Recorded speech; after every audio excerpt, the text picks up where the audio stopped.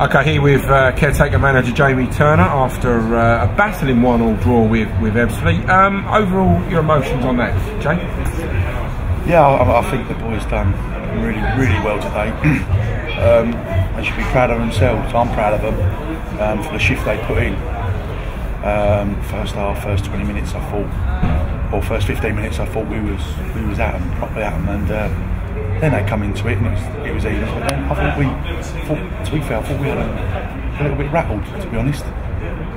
Sending off come at a bad time, because I really did think that we could go on and get a good win. But you know, looking at the video, and struggled to see how it was a sending off, to be honest. If that is a sending off, then football's changed. But other than that, the boys in there, you know, they dug in for what? It must have been 60 minutes. Yeah. Was it 60 minutes? Yeah. Dug in. Probably weren't pretty in the second half, but at the end of the day, we got what we needed to get after the sending off. And the boys, you know, they run their socks off. They really did. We, as you say, started really well, and since he's come back, Tyrone Marsh has been a revelation for us, and he really led the attack for us, and he was the one that won the penalty in the end. Yeah, he did. To be fair, when he first come, when Daisy first got him in, we probably done him injustice and that, and he's finding his feet. People don't understand that when you come to a new club, it's hard to find your feet. It probably takes a few games. You can't just hit the ground running all the time. Some people do, some people don't. After a few games, God, yeah, he's been an absolute. He's a pleasure to work with, pleasure to train with, and he don't stop running. And he's got, you know, he's got a lot about him. He's a good boy, good lad. And he's combining well with Bass at the moment as well, because obviously the 2 goal scorers from Tuesday night, and again they proved a handful. Yeah, well, Bass, you know, under Daisy's tenor, Bass was playing a bit wider. Then on Tuesday he threw him up top, give him a try. He's obviously scored a goal, so we thought we ain't going to upset the ship too much. We're going to keep him up there. And yeah, he does a job. He's, you know, he has his moments and that, but overall he's been fantastic as well. And they are working well together. Yeah. And your thoughts on a penalty, clear penalty, or do you know? I personally think it was a penalty, because he's managed to get his body in the way and his leg was there. And to me, whether I'm right or wrong, from the sideline, not being biased tonight, but I did think it was a penalty. And Kieran Saimi hadn't scored for the Wings this season. He tucks it away with a lot of confidence. He did, and I'll be honest with you, people thought he might have got him a year old. He's that, you know, he's that sort of player, getting you ear off. Can I be on pens? Can I be on pens? But I honestly, to God, I said, right, we ain't had a penalty all season, and I said to him, I think we're gonna get a penalty today. You're on him. He's like, am I? Yeah. He went, oh, good. Yeah, I want to be on penalties. That was it. So he needs to get a goal, and he got his goal. He's off the mark now, so we'll see where that gets us. And he comes straight over to you to celebrate. Yeah, that's it. So yeah, no, it's good. It's good. It gives him a little bit. He likes a little bit of responsibility, and that's what we give him, and he proved right. Game obviously changed with the sending off. Now, as you quite rightly say, we had a good look at it on the camera before we come on with the interview. It was harsh. Yeah, it was. It was when I first see it. It was. I thought it was massively harsh. But even looking at the camera now, honestly, if that's a red card, football's changed. You know, they've both gone in awkwardly, so to speak. And the referee ain't done nothing. It was only after the reaction that he's pulled a red card out. And I said to the ref, you know, I believe that you've reacted. Your decision is based on their reaction. Obviously he did agree, but you know, that's what I feel. That's what 1,000 people probably felt when they're being honest with themselves. And it massively changed the game. You know, I don't know what more I can say on that. Well, the onslaught then come because obviously they've scored from the resulting free kick, which was I suppose a blow. Yeah, and it was a blow, and you know, and that is the biggest thing. We've just gone down to 10 men, lost the goal from the resulting free kick. We've got no manager. A lot of the lads, or a lot of teams, could have buckled, could have folded, and we didn't. Yeah. Testament to the boys, massively. You know, all of them, from Benji, who had a superb game, all the way through the back four, through the midfield to Tyrone up the top at the end. Absolutely worked their socks up, really good. Fair play to them. Yeah, I was going to say, because we obviously had a long trip to Telford on Tuesday night, and a few of the boys were looking tired.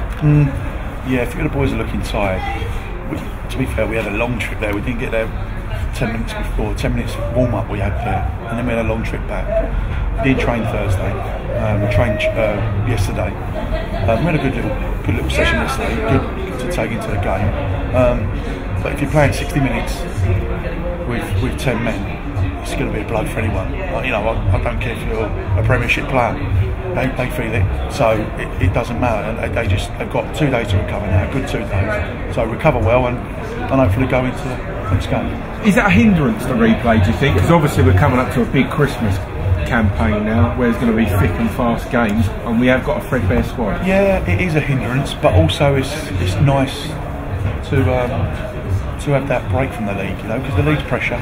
We know we need to stay up in the league, so we haven't got that. It's a different sort of pressure, you know. We can not go out and enjoy it and muck around with them, but it's a different. I wouldn't say it's a hindrance. It's more of a release. But on the other hand, with the lack of players we've got now, it's tough. It really is tough now. Just explain the starting 11, because we had no Chambers at the back today. What was the reason for that? No Chambers. Basically got a call yesterday from the kit man, funny enough, our kit man, Kirky, saying that he's injured. He got injured at Palace because he wasn't even training with us for whatever reason. So he was training there. Got injured. I texted him, say I'll meet you at the game, 1:30. I didn't know he wasn't.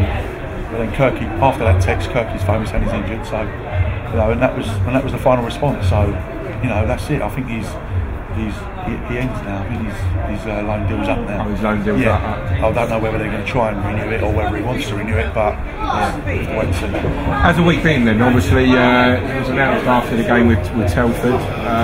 You stepped up with Jake to the plate. Have you revelled in the role? No, yeah, I wish it was after Telford. Barry phoned me Thursday to say would I take it, because I think that I was trying to get in a manager to take this game. And obviously for the rest of the season as well. That did materialise. When he phoned me up yesterday, I said, yeah, it's a pleasure. Me and Jake, obviously Joey, he's a big influence, he's the captain, he's had some influence on it. Jamel, another one, Bushy, Kieran, they've all been fantastic in their own way. They really have helped me out massively and helped Jake out as well. One thing I noticed today we did was the team huddle. We never did that under Jamie Day, and there was a team huddle today. Is that a sign of the united spirit amongst? Yeah, it weren't nothing. Probably I didn't say you've got to do a team huddle. It's probably come from Joe or Jamel or Bushy or Kieran, but we're at the minute we're under it, aren't we? Everything seems to be going against us, and it's the mentalities. It's the world. We're against the world, you know. And that's it. So. Obviously, you're a good pal with Jamie Dace. Did you speak to Jamie in the week?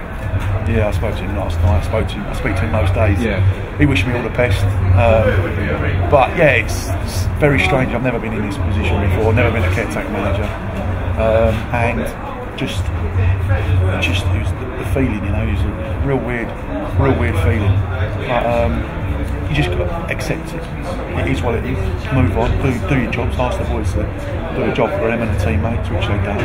And then just life goes on. Would you be interested in the job full time? No, definitely not. At the end of the day, I'm a goalkeeper. Goalkeeper coach and stuff like that. I'm more passionate about goalkeepers, so managing side of it don't really interest me, if I'm honest.